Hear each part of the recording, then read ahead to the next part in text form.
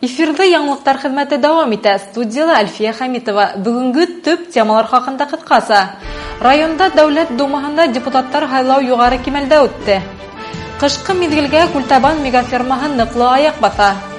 Тиздән якташыбыз Курск атом һаваттык кемәһендә һәлак булусы Мичман Фәнис Ишмуратовтың исеме мәңгеләштереләсәк. Хәзер шул һәм башка яңлыктар хакында интекләбрәк. Россиядә Дәүләт Думаһына һәм район советына депутаттар һайлау үтте. Был көндә Баймак районында иртәнге сәгатьләрдә үк бөтә һайлау участкалары асылды. Барлыгы районда 2 һайлау участкасы эшләнә. Иртәнге сәгатьләрдә үк һайлаучыларның әүдемлеге һизелде. Сыңгыд авылында тәүгел рәтендә урта һәм олы яшьтәгеләрдә билдәләргә була.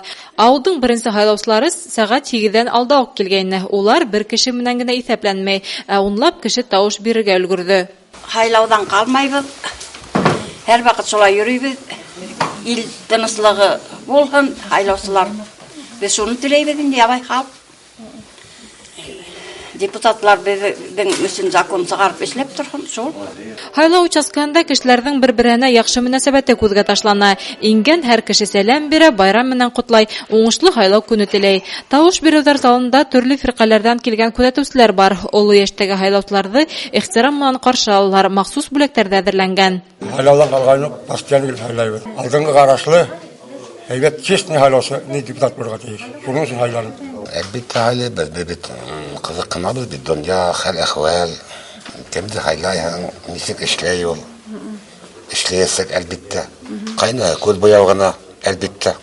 Кала эсендә һайлау эше кызу барды. 4-нче лицей мәктәбендә урнашкан 997-нче һайлау участкасында төшке вакытка һайлаучылар янланды. Монда 1500-дән ашу кеше теркәлгән. Шуларның 27-һе мөһим кампанияле тәүге тапкыр катнашучылар. Иң олылары 95 һәм 96 яшьлек бөек ватан һугышы ветераннары.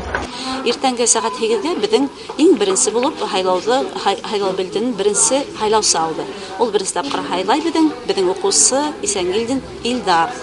Балалар тарафынан ярминка оештырылган һәм олы яшьтәгеләр өчен безнең сәй менән һайлайбыз инде улар бүген бөтәһелә байрам икәнен белергә тиештәр. Көндең беренче яртыһына һайлаучыларның якынса 50% үз тавышларын биреп өлгерде. Һайлау комиссиясе билдәләвенчә, үткән елларга караганда бу юлы халыктың әүдемлеге һизелде. Бөек ватан һугышы ветераны Яхан Нурманнапов олы булуына карамастан үз аяктары менән һайлауга килгән. Һәр кем үз гражданлык бурычын үтәргә тиеш дигән фикердә ул.